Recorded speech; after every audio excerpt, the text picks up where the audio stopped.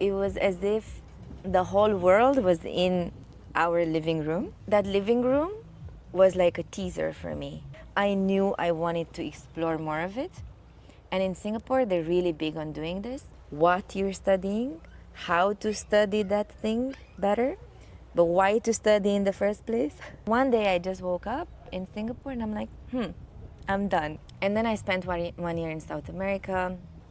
And I feel like in that year is when I started to learn how to do relationships with other people in a way that works for everybody involved rather than, oh no, but this is my reality. So yeah, we did our first Vipassana course in Peru. How was it?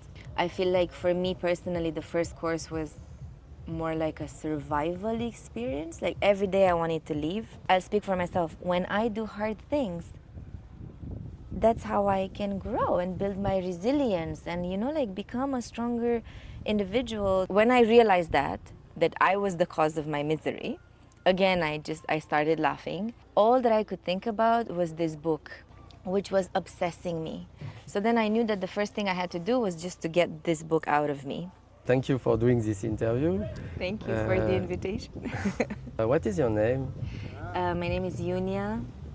My surname is Pașca. So you were born in Romania. Romania? Yeah. Where exactly? It's a city in the west of the country called Timișoara. My first trip out of the country was when I went to France for 3 weeks. I think I was maybe 15, 16.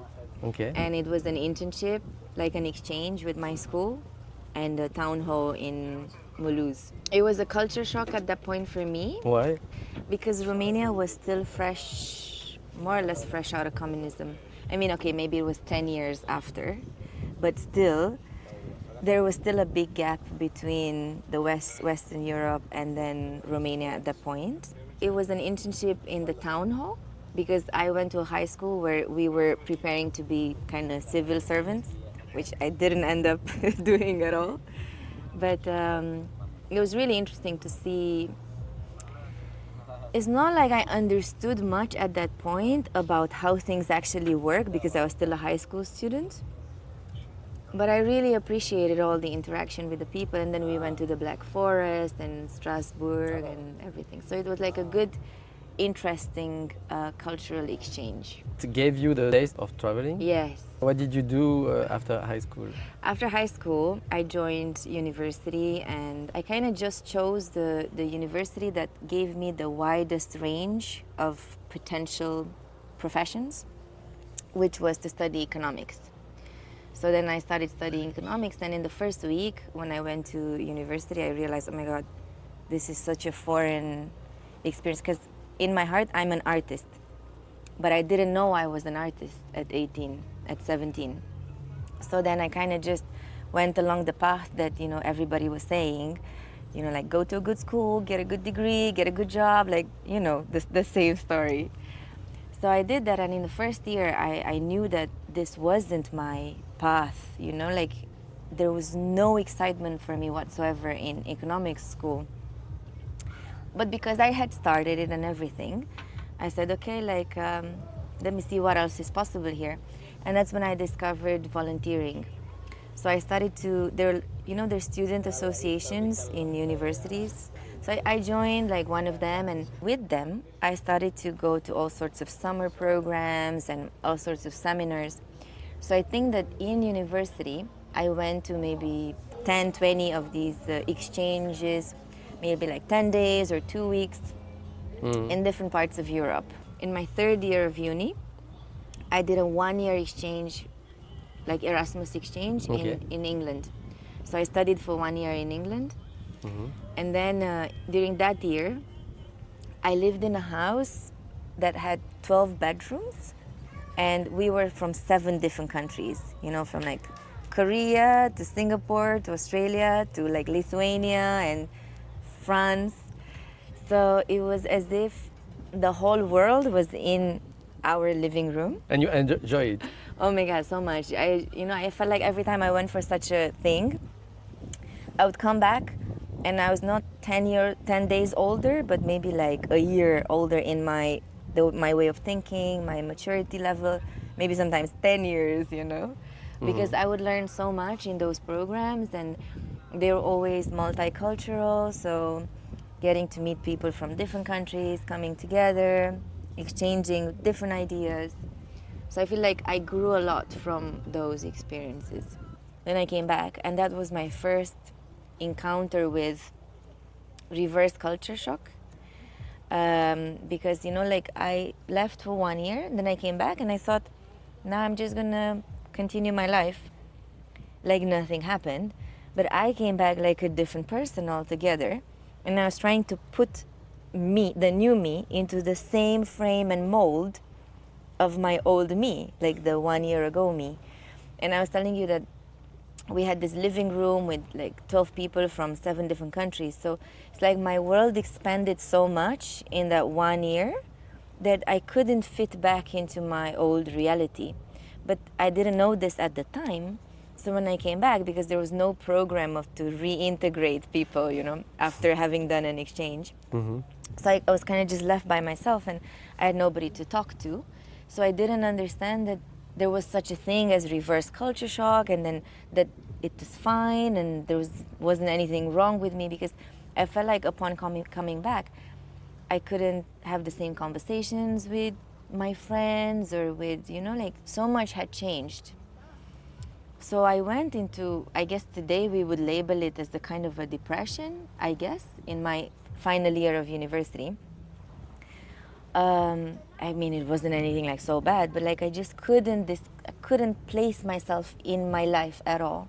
And then I knew that this world that I had begun to unpack and discover in England, in that living room, I knew I wanted to explore more of it. Parts like Asia and, like India, which I had always been fascinated about. So then in my final year, instead of signing up for a master's degree to continue studying something I anyway didn't want to study, instead of doing that, I decided to do an internship in Asia. Initially, I wanted to go to India, and my parents, it was the first time in our life that we had like a big disagreement over something, and they did not want to support me. Like they were just like, it was fear, like they both didn't know India. They just knew that it was poor and huge, and the images that you see online. So especially my mom, I was 20 maybe, so she was very uncomfortable with the idea of me going there by myself in such a foreign, unknown culture and land. So I decided that I wanted to, like respect their fears. And so I decided to go to Singapore instead, because it was like I had a flatmate back in England from Singapore. So I was so fascinated about his stories about this country. And it was a lot more acceptable. I mean, it's Asia Light, For your parents. Exactly. Yes. So it was like a good middle way. They were comfortable and at ease, and I got to go to Asia. Yeah. So I landed in Singapore, and in my first, just from the airport to my friend's place, I said, what is this? This is not Asia at all. It's like Starbucks every second block and McDonald's, and like very different than what I had imagined Asia would be. Because I was imagining, Thailand or India or something like that. So then I kind of decided in the first week that I was just gonna not stay there for too long, and then I wanted to go to real Asia. But I had this 1-year contract with my internship. So I said, okay, like I'll just stay and explore. What was this contract?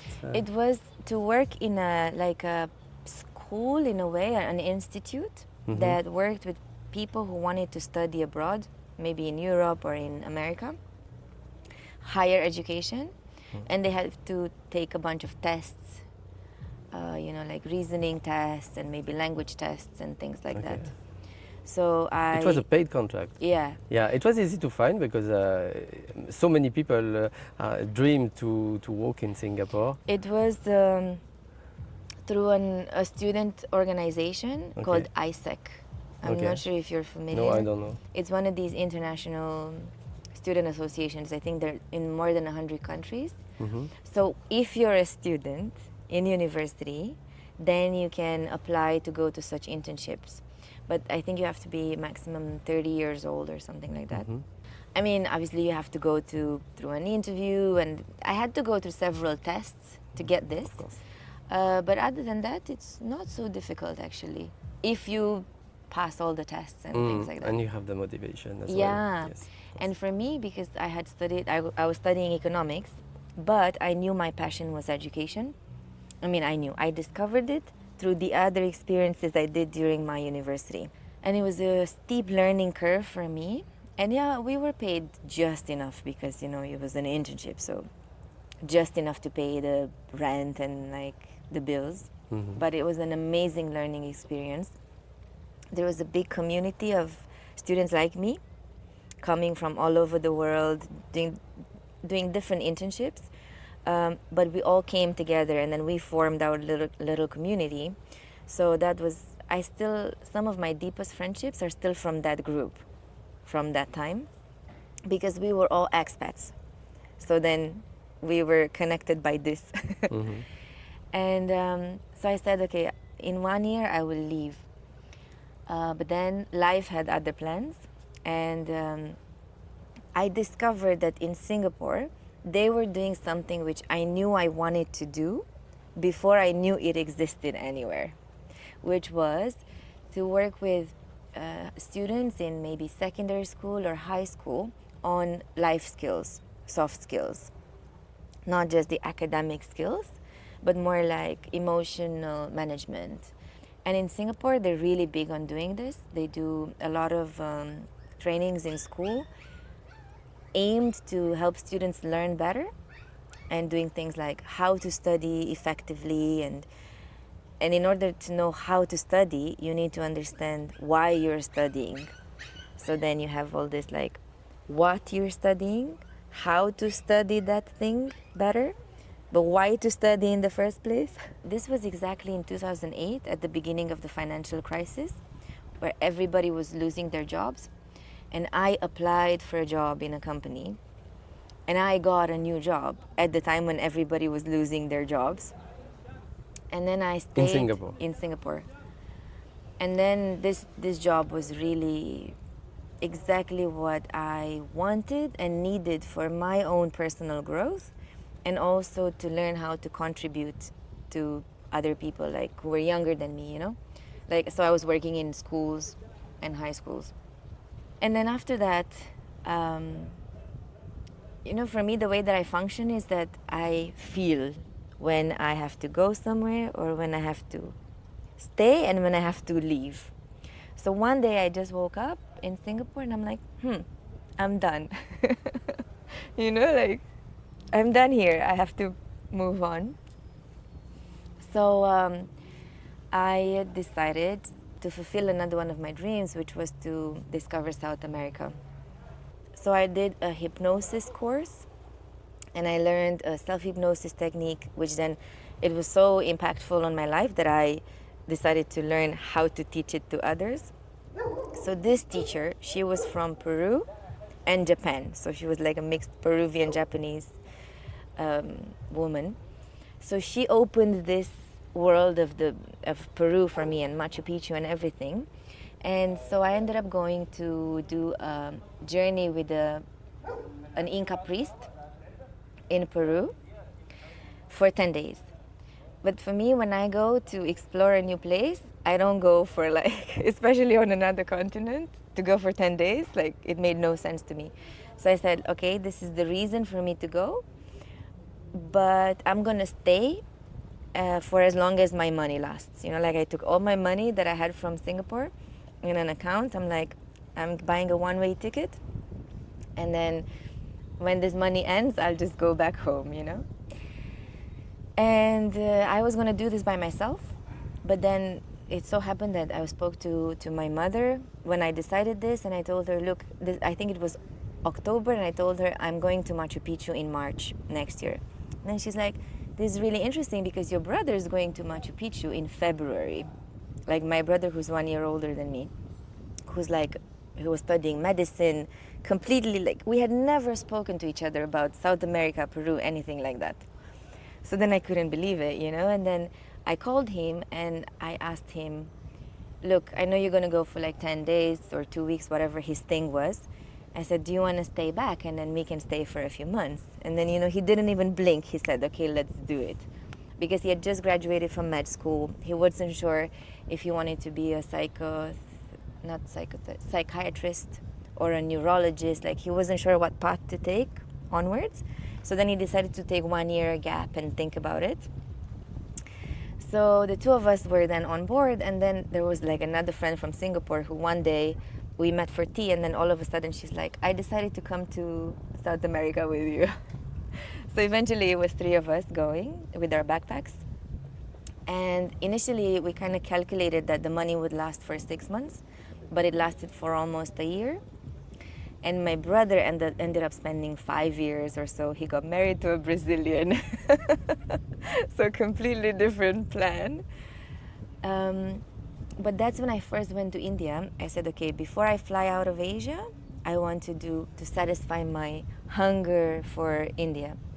So I went, like I had a workmate who became a super dear friend of mine, and he was going for a wedding in India to one of his friends.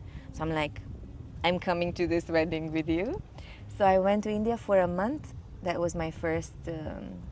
Before South America? Just before. Just before. So just before I went to India, and then from India, I did like, okay, another short trip in Southeast Asia, and then I flew to South America on a one-way ticket, which was actually 5 different planes because we stopped in Europe and then whatever.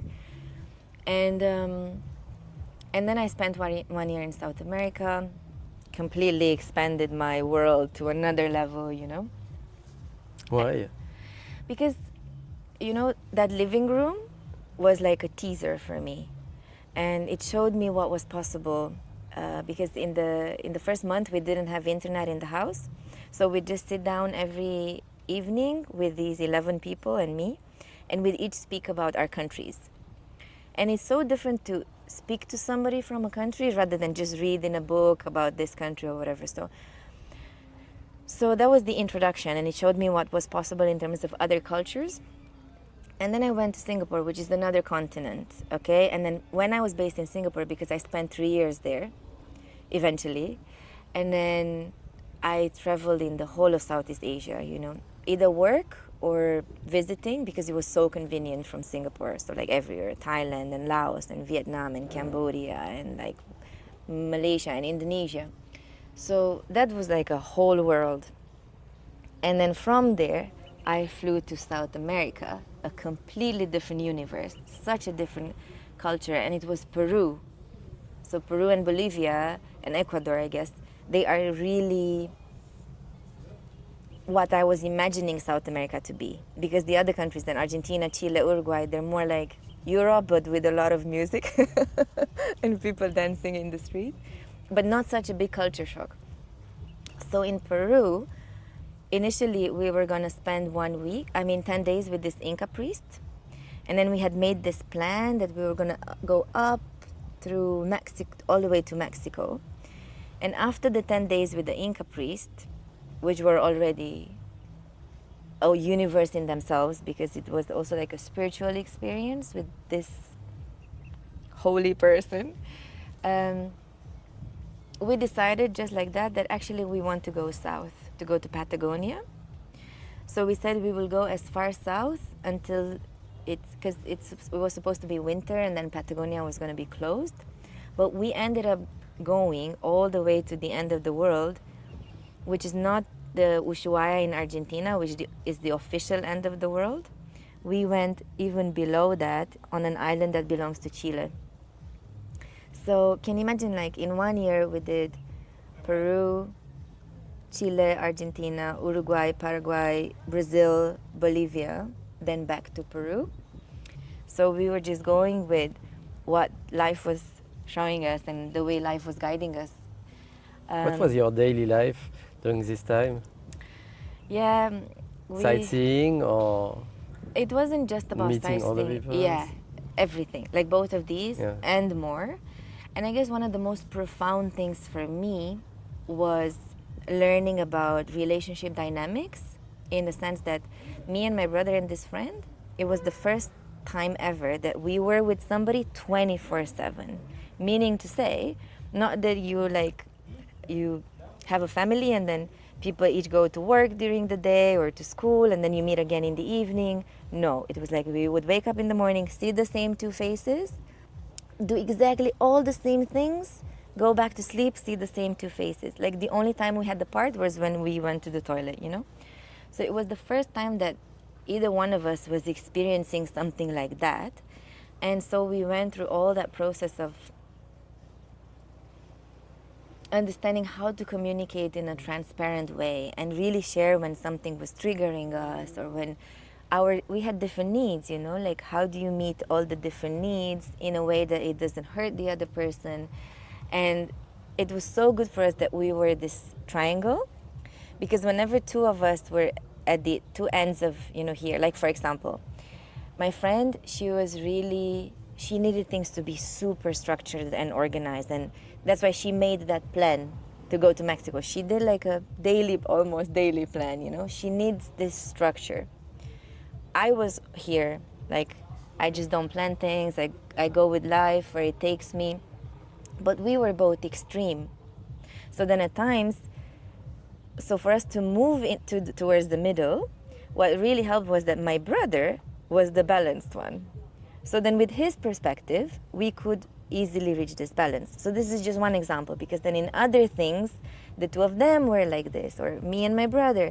So then it was so helpful that one of us could be in a different angle than the other two. So then we could also move towards the middle.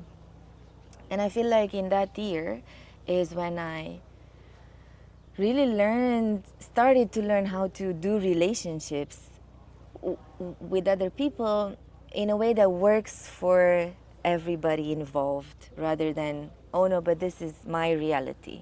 When we went to Brazil, we were staying in Rio, and we said, okay, we only have budget for 1 week in Rio because it's just so expensive.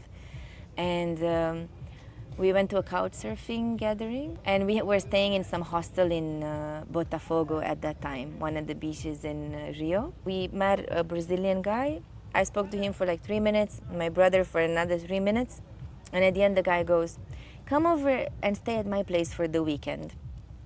So we went over to his place for the weekend. 6 weeks later, we were leaving Rio. And we only left because we had like a plan, our only plan in that year. We were gonna do a silent meditation retreat in the Sacred Valley in Peru. So we had that scheduled in September. So that's why like our entire plan was around the silent meditation retreat. Is it the same than in Thailand, Vipassana, It was 10 Vipassana. days? Yeah, Okay. exactly. So it's the same everywhere, like the whole world follows the same. I mean, they have Vipassana almost, I think, in 150 countries. So yeah, we did our first Vipassana course in Peru. How was it? For me, it was definitely challenging. It was also life-changing on many levels. I feel like for me personally, the first course was more like a survival experience. Like every day I wanted to leave, because I was born with both my hips dislocated. So I had this big sensitivity in my hips. So for me to sit cross-legged for 10 hours a day, it was excruciating. So the pain I went through in the first few days was just like huge. So every day I wanted to leave, but then it got better after day 5, 6, and it was in that Vipassana course that I understood, okay, so I knew I had a book in me. And I knew I had this book in me from that living room. When in England in that 1 year, I felt like I grew in 1 year what, you know, like what normally I would have grown in 10 years. So I said, all these things that I learned in this 1 year, I wish that I had known this when I was a teenager, because I would have taken different decisions, I would have dealt with life differently. So then I thought, so I'm going to write a book which is called To My Grandchildren with Love. in which I would tell them the things that I learned so that they would know them earlier. So I thought I would write this book when I'm like 70, sitting in my armchair and like whatever. Then when I went to Singapore, this book, because that was even more learning, so this book became To My Children with Love. It was like more urgent. So then when I went to South America, it became super urgent.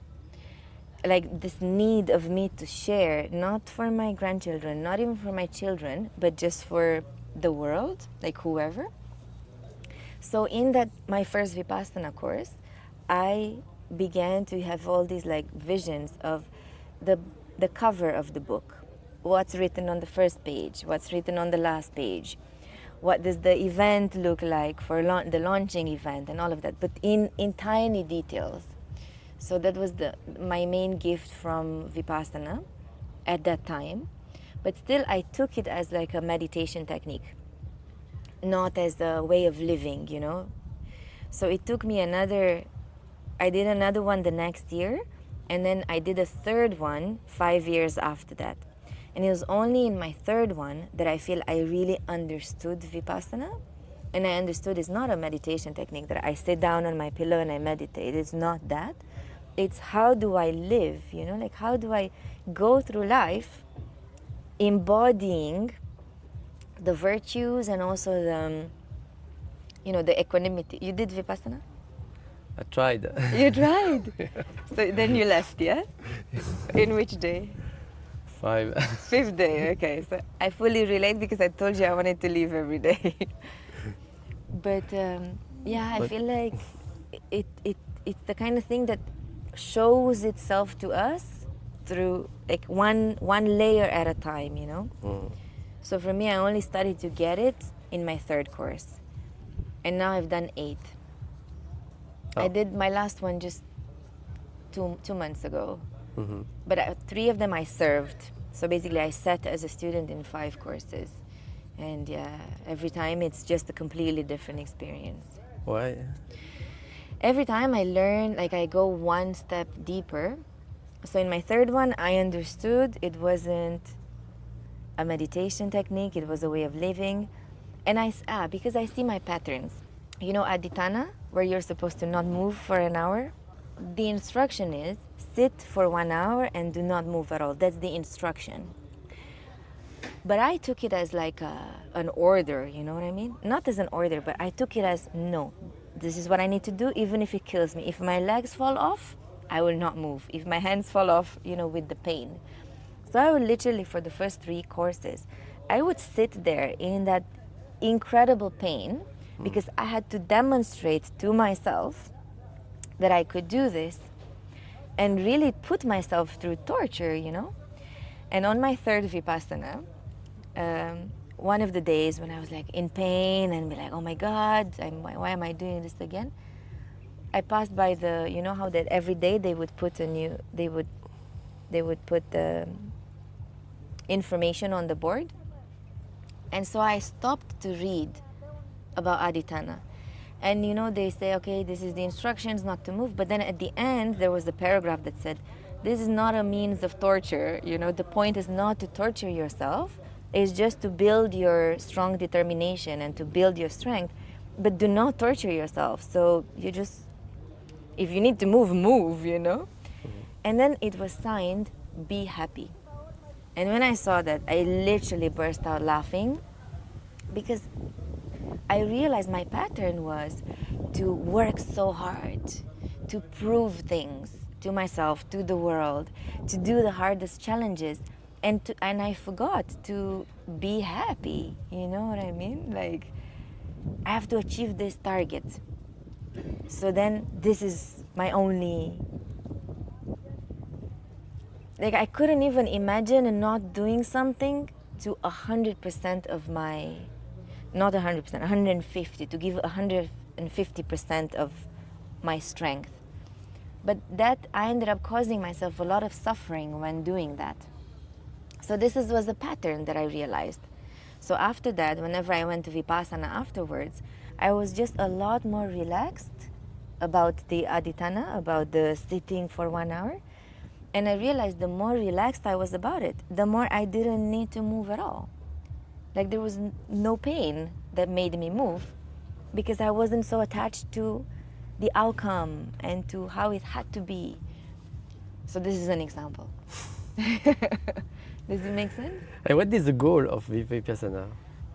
To just live in a more peaceful and happy way. That's what it is for me. And it helps you to get stronger Yeah, as well. for sure. So it's both. On one hand, you know, like this is what I realized last time. When we do hard things, we really grow. So on one level, because it's hard, I mean, you know, to have to stay there for 10 days, following the same routine every day, waking up at 4:30, it's a hard thing. Yeah. And also just to sit for 10 hours. But I'll speak for myself. When I do hard things, that's how I can grow and build my resilience and, you know, like become a stronger individual, not necessarily physically, but, you know, mentally, emotionally. So I really appreciate the opportunity to do something hard, to expand my capacity to then meet life, because in life hard things will happen. So then when they happen, I would have trained myself to deal with them in the way that it doesn't crush me, you know. So basically what I feel I have gained from Vipassana, it's also this resilience, like emotional mental strength and emotional resilience. You were able to face your thought. Yeah.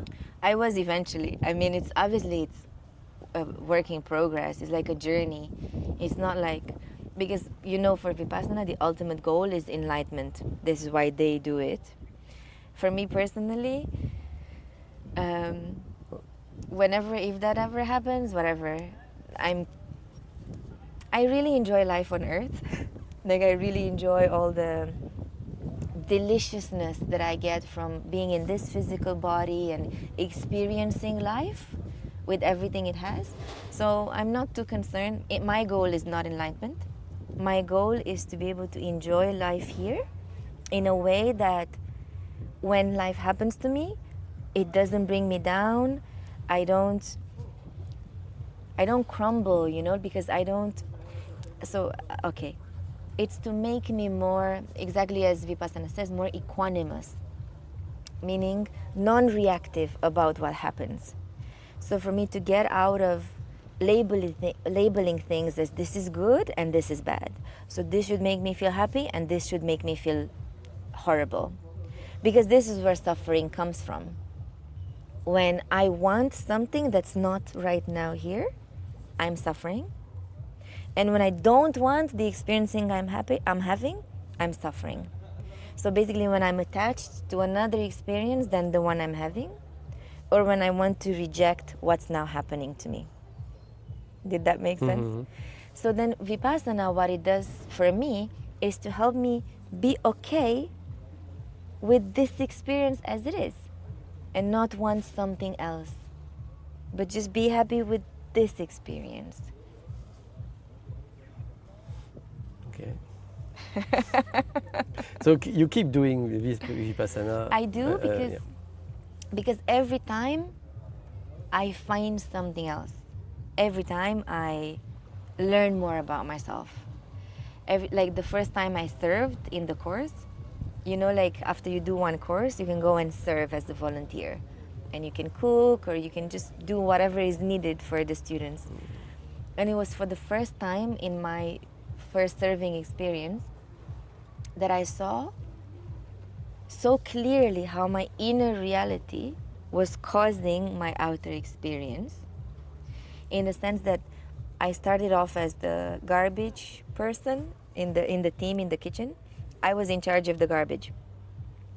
And the main pattern that I saw then was my rebellion towards authority. Because the kitchen manager, she was very authoritative, and she would tell us what to do, even if she had never done this before. She was as inexperienced as us. So she was telling us things which I thought that we could have done differently. but there's no way to communicate. So I could clearly see my pattern of rejecting authority that was imposed on me. Everything we generate outside, first we generate it inside. Like, for example, anger. If I bring anger outside, for me to manifest it outside, first of all, I have to have it inside of me. So that's the first layer of pain and suffering that I inflict upon myself with generating anger inside of me. And then when I bring it out, that's the second level. So then I realized I was causing all my misery with my rebellion inside of myself and making myself feel horrible. So then I decided to, when I realized that I was the cause of my misery, again, I started laughing. And then just realizing it made everything less, and it made everything lighter.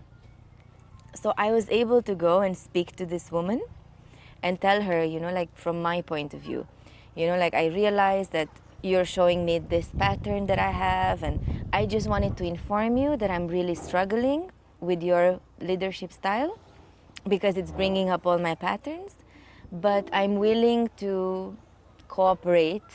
So I was really open and shared everything. What happened then was, because inside of me, then I got peace inside of me. So what happened was that she got really ill on day 3 towards the end. So day 4, she was completely out, just resting. Day 5, she asked me to replace her as manager for 1 day. But that 1 day, actually, she never came back. So then I was the manager all the way to the end of the course. So it really showed me that I started off, like as the garbage, responsible for the garbage, was a really important role, but normally seen as like the last in the hierarchy.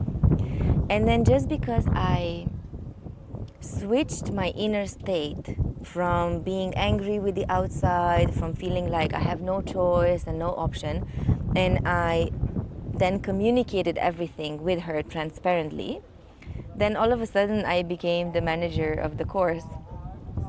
And I mean, I don't know if I can express it properly, but for me, but I could see clearly that was the outcome of my own inner state. That's my part of my Vipassana experience. And it helps you to be more successful, to achieve your goal? I'm sure it does also. So you were in South America for 3 years, right? No, Singapore for 3 years. Oh, okay. And then South America 1 year. 1 year. And then? And then I went back home as my original plan was. And I wanted to focus on education and to do this soft skills development. At home? Yeah. In Timișoara? Yeah, or like anywhere in Romania.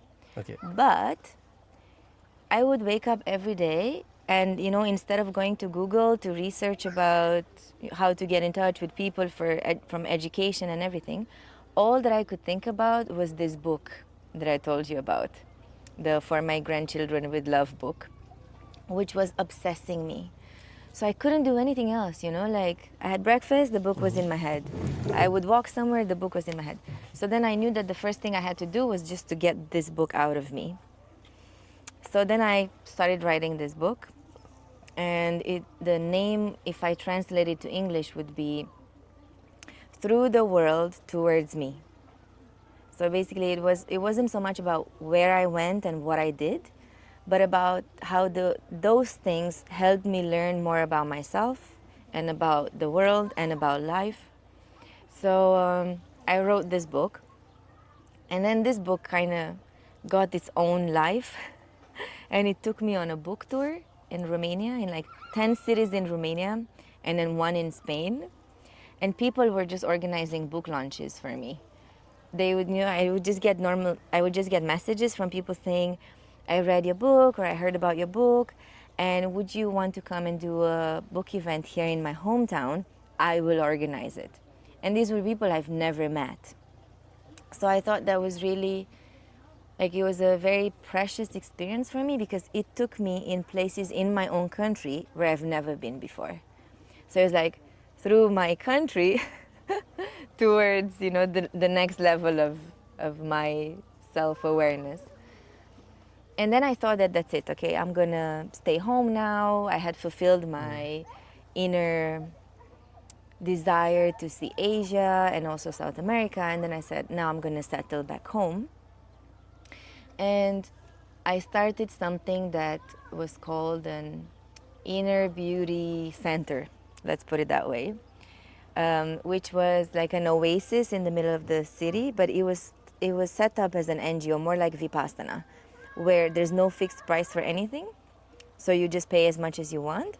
And we rented an apartment in the middle of the city, like in an old building, so like a really big apartment with 4 different rooms, and we had yoga sessions and storytelling and book club and meditation and dance, like all sorts of dances and all sorts of activities for people to come and connect with their own selves in the middle of the city, Kind of like when people go to Southeast Asia to find their peace and themselves, but we did that in the middle of the city. So I was really like happily doing this and very settled with that. And then I had 3 friends from abroad coming to Romania. We did like a small road trip, and then we went to do the Camino de Santiago. Do you know it? Yes. The one in Spain? Yes. So the 4 of us started doing that, 800 kilometers. So in the first week, I got an email from this company in Singapore saying, hey, we've got this office in India. Actually, I knew they opened the office, but I said, now I can't go. I don't want to go because I'm back home. But they said, look, we only need you for 3 weeks because we've got like this emergency project and whatever. So I said, exactly the next 3 weeks, I am busy walking. I had exactly 3 weeks left on the Camino. But I said, I can come in 3 weeks if that helps. Mm-hmm. So they're like, if you come in 3 weeks, can you stay for 3 months? So I had to walk another week until my decision was settled, even though I could feel that the answer was yes. But I had to walk to get it settled in my mind as well. And then I went for 3 months. And 18 months later, 18 months later, I left Mumbai and I moved to Dubai. And I had been to Dubai twice before with a similar kind of project with another branch of the same company that opened in Dubai. So I went there in 2012, 2014, and this was now 2016. In the field of education, right? Yes, in exactly the same field. Mm. And I moved because of romance. Like I was in a relationship with somebody in India. And then 18 months in Mumbai can be a lot. So I needed a break. I needed to, come out and breathe a little bit because I had like this love-hate relationship with Mumbai. So we decided that the most logical decision was to move to Dubai. In India, what did you do in India? It's so same. Yeah. And then to Dubai. I moved to Dubai. You moved to Dubai. Yeah. Like I told you, I had been to Dubai twice before. And the first time I went, I couldn't understand why people would choose to live there. It's true that I went in August. It was Ramadan and it was 50 degrees every day. So basically, I was just stuck between concrete walls all day long. And then we would just go out in the night when it was a bit more breathable. And I spent about 4 months the first time I went. So I caught a bit of like winterish season, so that was nicer. And then I went the second time 2 years later, again for like I think 2 months, again for like to help out on a project.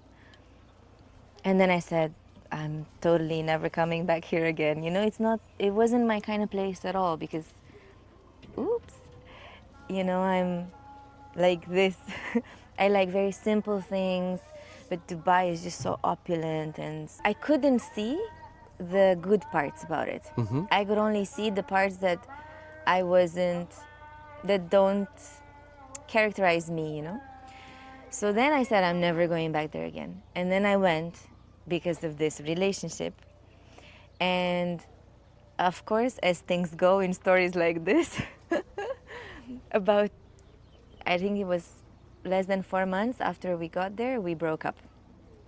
And then I said, okay, so now I have a decision to make. And it's so funny because So did you quit your job in India? Or? yeah. Okay. But so then I went back and I started working in Dubai in the same field because it was the same kind of company but a different branch. So that's why it was easy.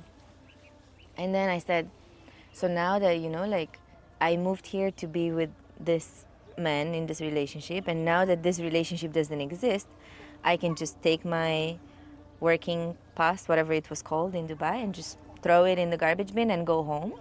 I can do that. Or I can choose to stay and see why has this place brought me here for the third time when I said I would not come back here.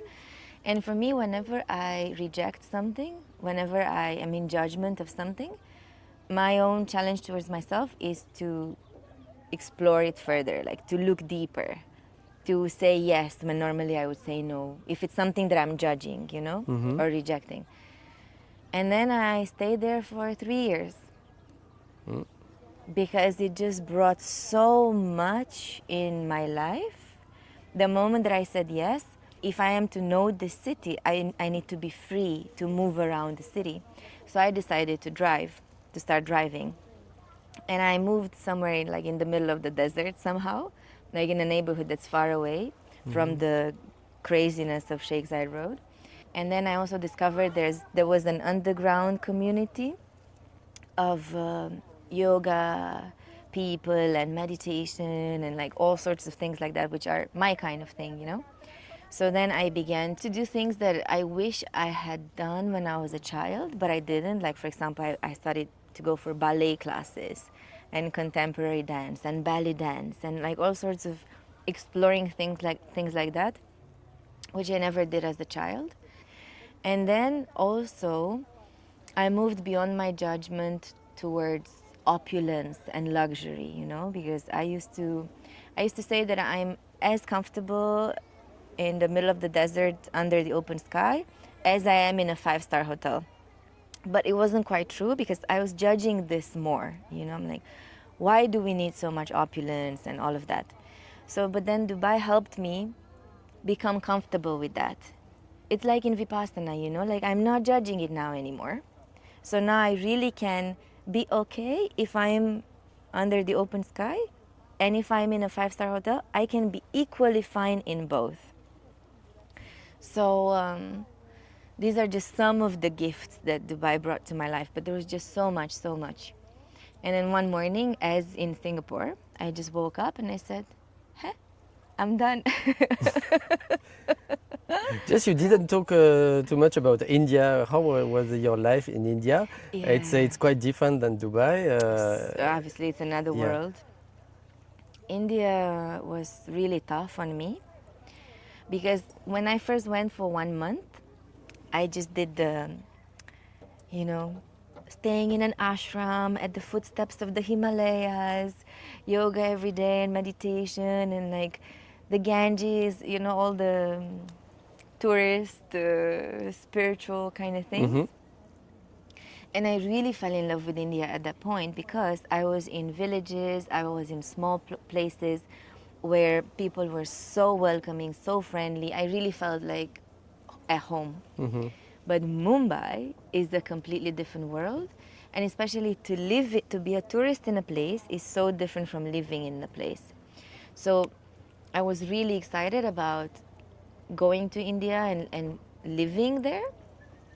But when I got there and I realized, just to be able to find an apartment to stay in the first month was just excruciating experience, like it was so difficult to find a place where I felt comfortable and I felt safe and I felt good and, a place that meets all my conditions.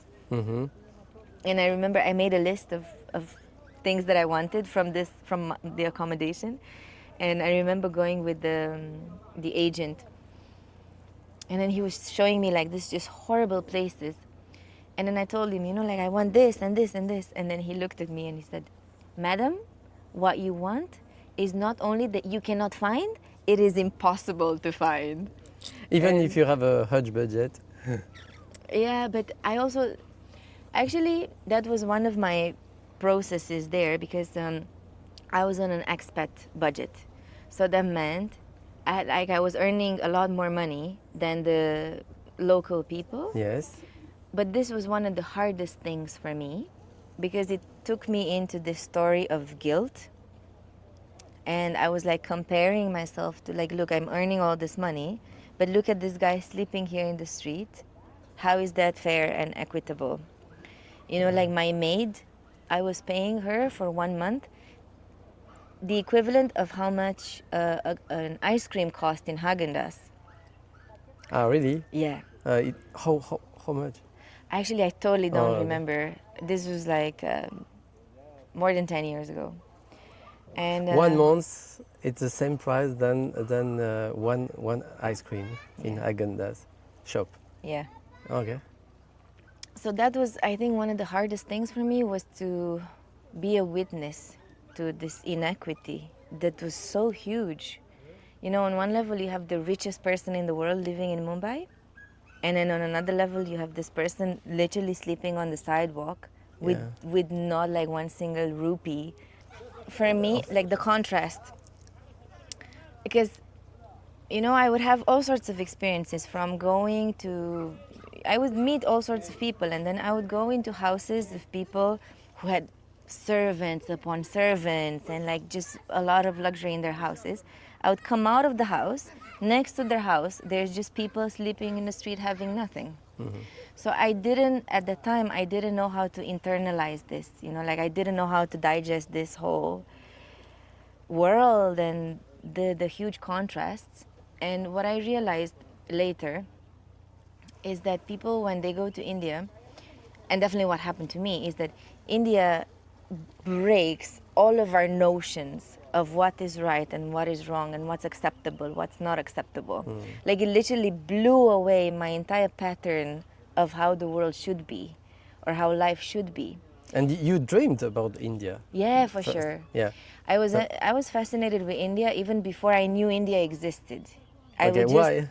I don't know, like I would see scarves or patterns or things like that that were so fascinating for me. The culture. Yeah, and I would like, but let's say like clothing, you know, I would want that even as a child if I saw it somewhere. You would like to wear a sari? To, I did. I wore so many saris when I Okay. was in India, but just to go to a place where people had nothing and they were like super super poor to the point of having nothing, but they were so relaxed and chill and with a smile on their face and all of that. At the beginning I couldn't understand that concept, you know, like how are you so poor yet so content and relaxed and happy in a way, you know. And I saw this in the Philippines too at some point. That was the first time that I got this shock. And so your relationship, the people, they were locals and not other expats. Yeah. Okay, local only, Yeah, mostly. mostly. Yeah. Hmm. Also Why? because I don't know. First of all, there weren't that many that expats that I was meeting in Mumbai. Your colleagues were locals. All locals. All I was the locals. only foreigner. Mm. Yeah. Okay. But also India coincided with my time of. I used to believe that I was a full extrovert, like 100% extrovert. And when I got to India, I was 28. So I'm not sure if you know anything about astrology or something, but when you're between 28 and 32, I think, Saturn, the planet Saturn, is in the same place in your chart as when you were born. So then they call it something like the beginning of the second life or something. Call it the Saturn return. So for a lot of people, then some changes happen in their lives, and you know, it's like you start again. Mm-hmm. And for me, that restart happened with this period of deep introversion. Like I remember the first 3 months that I was in India.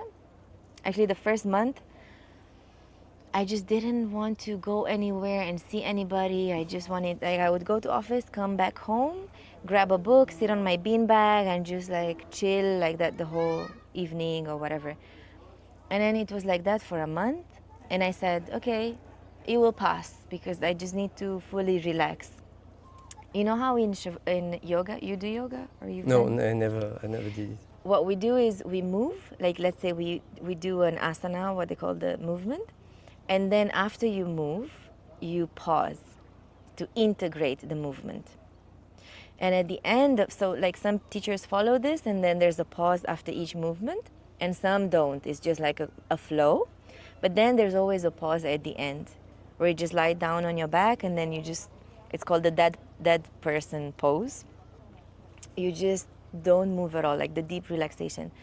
So when I was 28 and like I went there and during a yoga class, which I was doing with this woman who was 75 or something, we did it's called Shavasana, this pose at the end. She was doing it like for so long.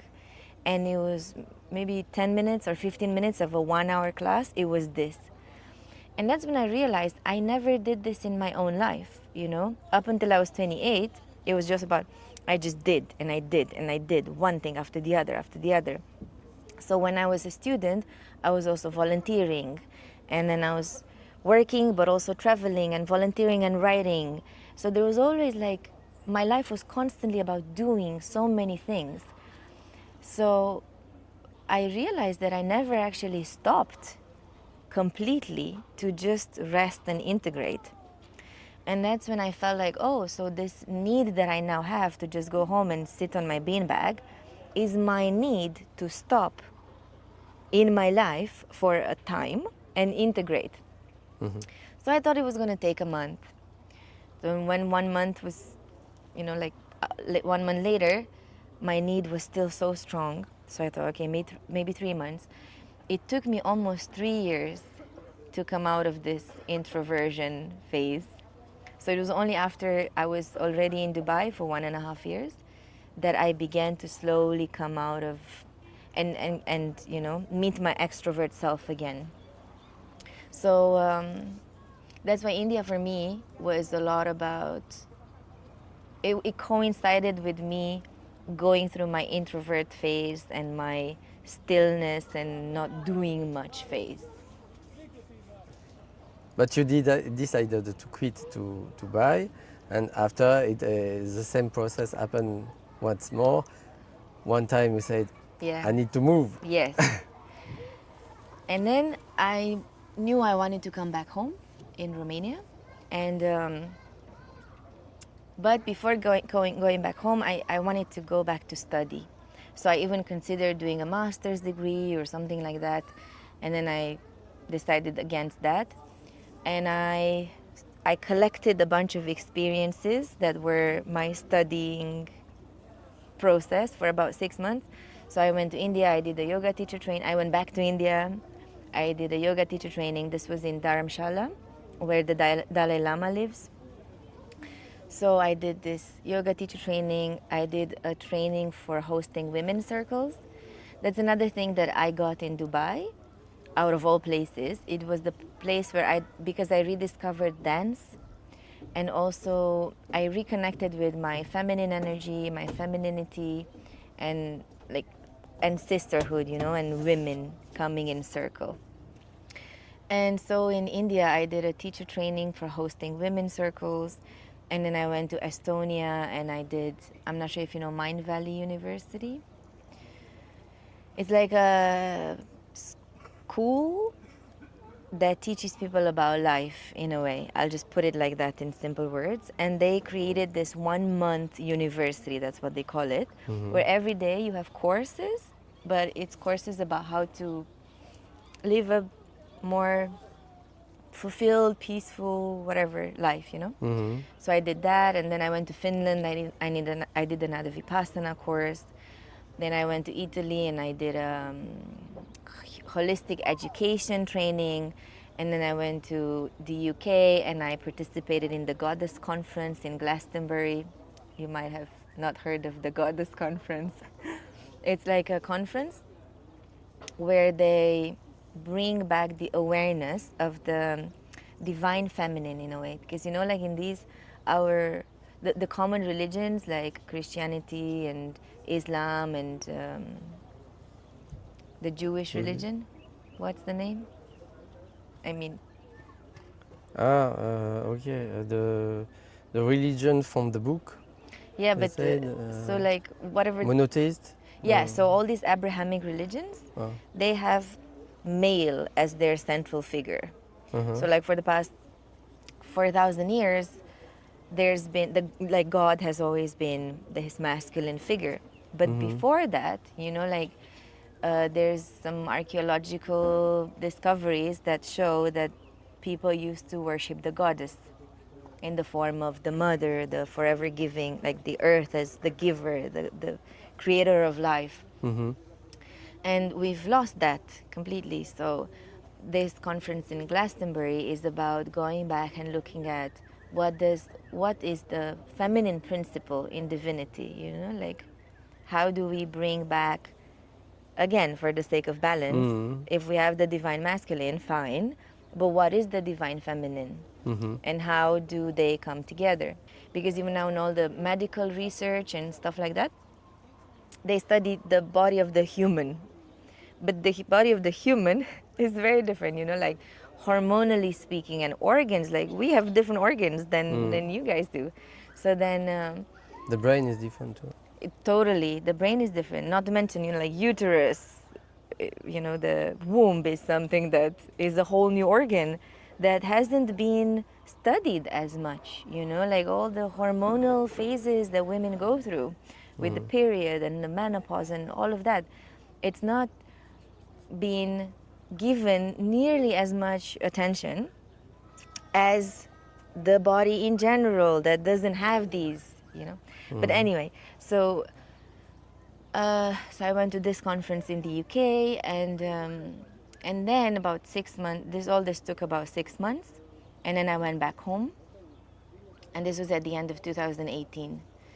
And I went back home thinking I would again go into education, something like that, working with teachers. This is what I was always interested in. And again, life had different plans because I had now been away for 12 years, more or less, except for that 1.5 years or 2 years in between when I went back and I wrote the book. So I went back, and again I was again a different person than the one who had left. And again I didn't have the same language with my old friends, so I had to create a new tribe all over again.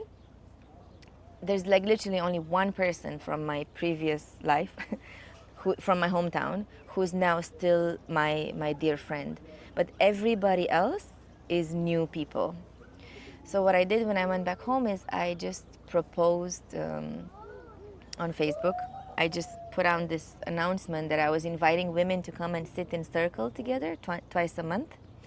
It was for my own need to find a tribe again and to create relationships. This constant circle grew into a community, and then in me starting to offer all sorts of experiences for women for reconnecting with themselves, the body, the emotions, all of that. And then COVID came, and we had to go online. And because we went online, women started joining from other cities and even outside Romania, like Romanian speaking women. And all of a sudden the community grew to the point that then women were asking me, like, how can I host these circles even in my hometown? And so I created these mentorship programs, 6 months, 9 months initially, then 6 months, on how to host women's circles. So now it's 7 years exactly this month since the first circle back home. And during this time, the community expanded. My entire initial idea was to recreate the tribe, from before we lived in big cities and in our individual apartments and individual lives. We used to live in tribes with others and co-create life. And then so much of that is lost especially in the Western world. So for example, now back home I have a tribe. There's like so many cities in Romania that I go to, and I just have a family there where I can just stay, and then either they are at home or they're not at home. They just leave the keys for me, and then I stay at their place. People come, like I'm now here, but there's people staying in my apartment, like friends coming for like a week or days or whatever. So we've created a network of sisterhood and brotherhood, because now there's men, either that it's the partners of these women or just men who got into the tribe. The mentorship program is the biggest thing, which is mostly online, which is why I now can be anywhere and I can work online. And then all sorts of other events for women, and not only. We actually did an event here. We do together with another 3 friends, we do kind of retreats, but we call them beyond retreats, because retreats are usually a place where you go, you have an amazing experience, then you go back to your life and you're like, now what do I do? It was such a huge difference between the two, and I don't know how to integrate that experience in my life. So we wanted to create these experiences where you go and you're able to understand the shifts that are happening so you can bring them in your life. And then kind of like Vipassana, it's not a meditation technique, it's a way of living. So how do I take this state and bring it back into my life? So we were doing events in Morocco and here in Egypt, and we do one in Romania, we now have a Romanian Camino, which is 1,500 kilometers long. On that? You know the Camino de Santiago? Ah, yes, okay. So now we have a Romanian version. Ah, okay. But it doesn't have anything to do with the Camino, but it's this 1,500 kilometers trail that you can walk in the country. So every year we walk 100 kilometers with a group of people. How many people are in this group? So it's 4 of us organizing it, and then every year it changes whoever comes. So there's about maximum 20 people. Is what we can manage logistically. So sometimes it's 20, other times it's 15, like in between. And did you create a company to do that? Yeah. Okay. Yeah. Like we have the website is called beyondretreats.ro, I think. Some of the events are in English, like the one in Morocco, the one here. So it depends. People can join from wherever, but because our community is mostly in Romania, then most people have been Romanian so far, but we're open. I also created self-discovery board game. What do you do during the retreat? Basically, it's exploring what is, exploring what is feminine energy, what is masculine energy, how are they inside of me as an individual, because everyone has both. Women also have a lot of women have masculine energy, men have feminine energy. So it's all about the proportion inside and what the balance, the harmonious proportion is. And what's happened a lot in the recent past is that a lot of women are running a lot of masculine energy, which our bodies are not fit to do, which is what leads to also so many challenges mentally, physical disease, overexhaustion, so many of the mental problems that women have, mental health, especially in the Western world, comes from this, the fact that women are not following their nature. What is the nature of the women? It's about a lot more being than doing, a lot more being in flow with life rather than carefully organizing and structuring everything, a lot more receiving than constantly giving, a lot more art and beauty. I mean, obviously men have these too, like I'm not drawing a line here and this is all women and this is all men, definitely not. But these things of feminine energy, naturally, because I am in a woman's body, it's natural that more feminine energy will flow. What nourishes, what fits my body more is a bigger proportion of feminine energy. Like, for example, how do you define men energy? Yeah. So one of the things, for example, just to make it very clear, following organs, is the fact that, okay, I have a womb and I've got something that's called the menstruation, the the cycle.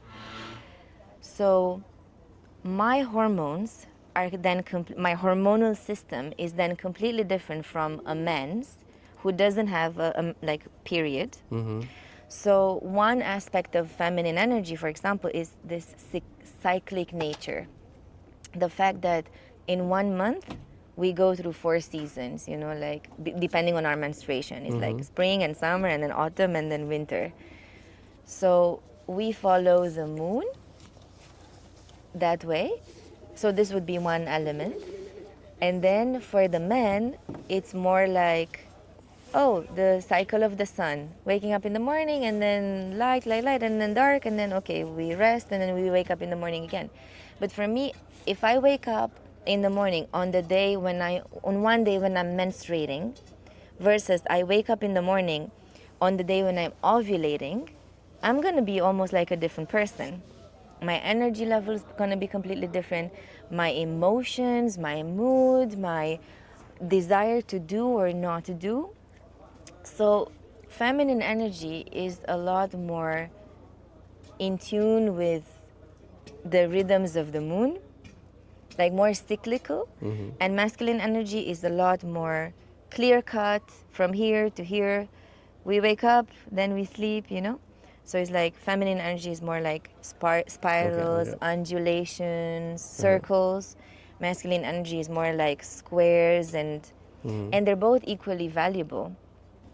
And then just to give you another metaphor, for example, if we have a river, the masculine energy is the support system of the banks of the river that holds everything, and it's firm and strong and there and ready to contain. And then feminine energy is the water that flows. Without the bank, the support system, it cannot exist, because water will just flow everywhere, and so you won't have a river, you'll have nothing. At the same time, if you have the river banks without the water, then there's no life. It will just be so dry and nothing can grow. There's no seaweed, there's like no plants, there's no fish, there's nothing. So that's why when the two of them come together, life can happen. So in a way, they're equally valuable, but our bodies are built to run one of them more than the other one. So when we switch it around, so for example, if me as a woman, I used to struggle with this a lot, that I was running a lot of masculine energy of like doing and performing every day exactly the same as on the previous day. So then I used to experience huge menstrual cramps and pain, until I began to shift the way that I looked at my body and the way that I honored my monthly cycle. What is your point of view about contemporary feminists? So with feminism, there's been many waves. So the first wave of the feminists were like, yeah, with their fists and their voices and asking and demanding, and that was really necessary because it had to be like that, you know, like rough and demanding for them to be heard. And I feel like, and then there's been the second wave, the third wave, the fourth wave. Where I am today, I am not in a place where I believe that men took my power, so I have to ask for it back. I'm in a place where I know that as the woman, I have given my power. I have disconnected from my power. So there's nowhere for me to claim it back from, but it's just to reconnect with it inside of me. And when I do, and I take ownership for my own self, and I sort of bring myself out of the victim mode, and I take ownership over my own life, then I can come and meet men who are also there, but also demanding the same level of accountability for oneself. So when women and men can come together after they've both owned themselves, then we can create something together. At this point on the planet, we have everything, from women who don't have still any power and choice over their own lives, and they're still property of their husbands, their fathers, whatever, and then women who are hyper independent, so on one level we have this, from dependency to complete independency. On another level we have women, again, the full spectrum, from oh, but there's absolutely nothing wrong with men, to everything is wrong with men. And then women who are claiming their own ownership over their own lives and growth, and are coming out of victim, and are open to co-creating with men. And then women who are still very angry and still think that men are the cause of everything that's evil. So I feel like we have the whole spectrum of everything now on the planet, which I think we never had before, at least in recorded history. So to me, that's a good thing, because it shows us everything that's possible, so that eventually we can begin to move towards this, again, balance of, okay, we need to acknowledge what happened really in history, and we need to say things as they were, and openly talk about it without pointing fingers, because there's no point, and just like saying it as it is, so that we can move on from there. But for us to move on, we need to acknowledge the pain, we need to sit with the pain, and then we need to see, how do we really want to come together? And for me, blame is the one thing that's just not going to help with anything. So women blaming men and men blaming women is just the most unproductive thing we can do, but it's also a necessary step in the process, you know? So yeah, some people are there, some people are beyond that, some people are even before blame, when they think that, okay, I have no power, or there's nothing wrong with this situation. So I'm in a place where I believe there's still many waves of feminism in the world, and I am hopeful that enough of us will reach the point where feminism is not about pointing fingers or blaming, but it's about saying, okay, let's look at things together, let's be honest, let's come together and see what we can create together. But acknowledging everything that was. And what do you do for a living now? So it's mostly what I told you, working with women, and not only, but different events, be it that it's online or offline, the mentorship program, this game that I created, the different retreats. So it's like a bunch of, and then I write. But that's one thing that I haven't done a lot in the past 7 years, so that's why I'm here now, finding a bit of... Where are we now? We are in Sinai, by the Red Sea, like right here behind me. This place is called Nueva, but I'll be around different parts of the Red Sea in the next couple of months, mostly to write. So what do you enjoy living here? One of the main things that made me fall in love with this place is the simplicity here. The fact that both the locals and the people who come here don't necessarily have the need to put on like 10 different masks to them. It's not about performing, you know, like people come exactly as they are, and there's like this lack of pretense to show, to demonstrate, to perform. They just come and they are who they are. So that's one of the things that I love about here, in terms of the community that's here.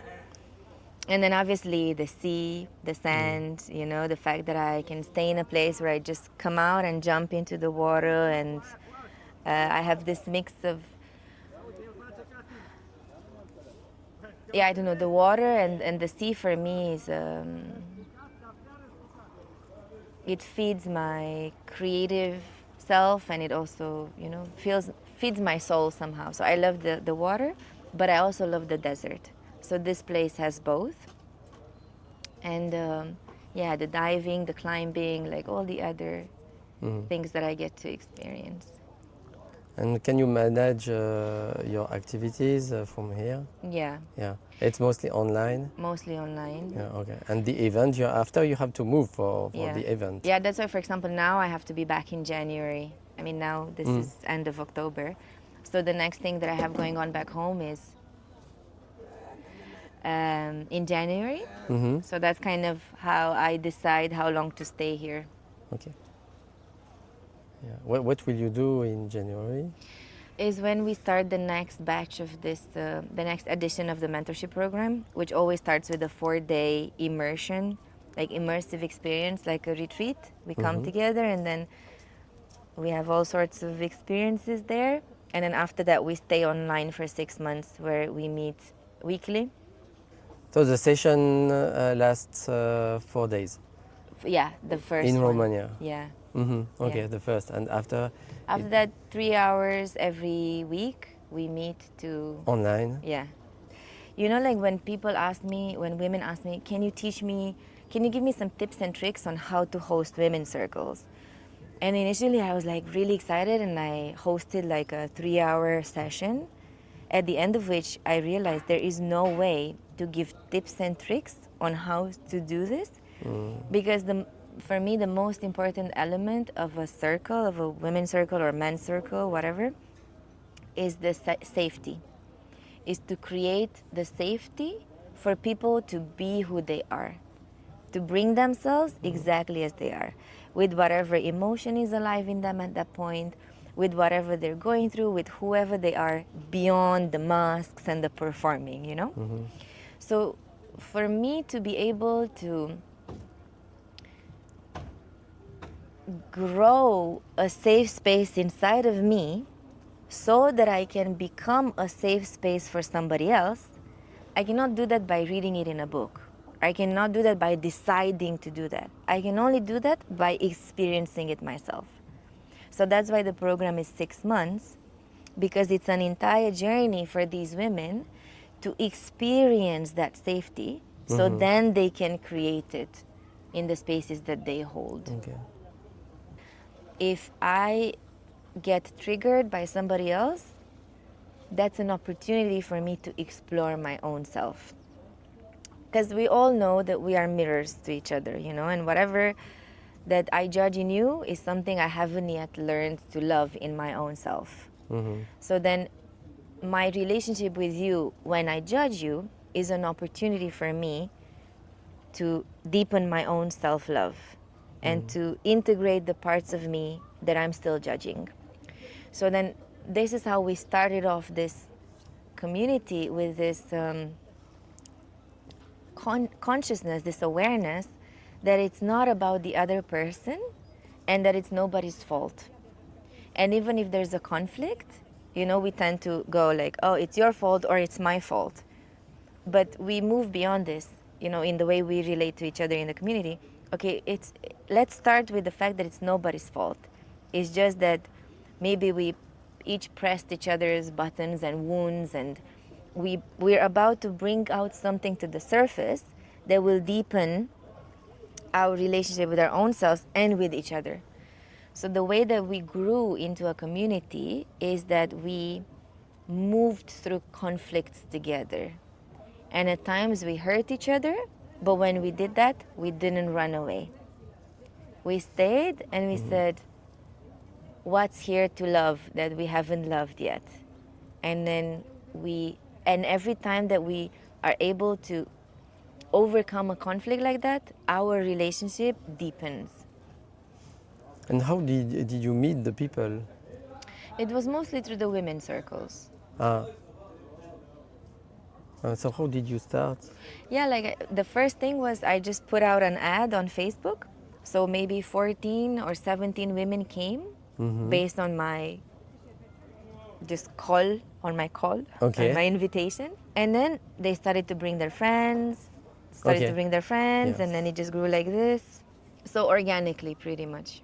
Thank you very much. Oh, thank you so much. This It was really interesting. yeah, much longer than we anticipated maybe, but yeah. Thank you for your you. questions.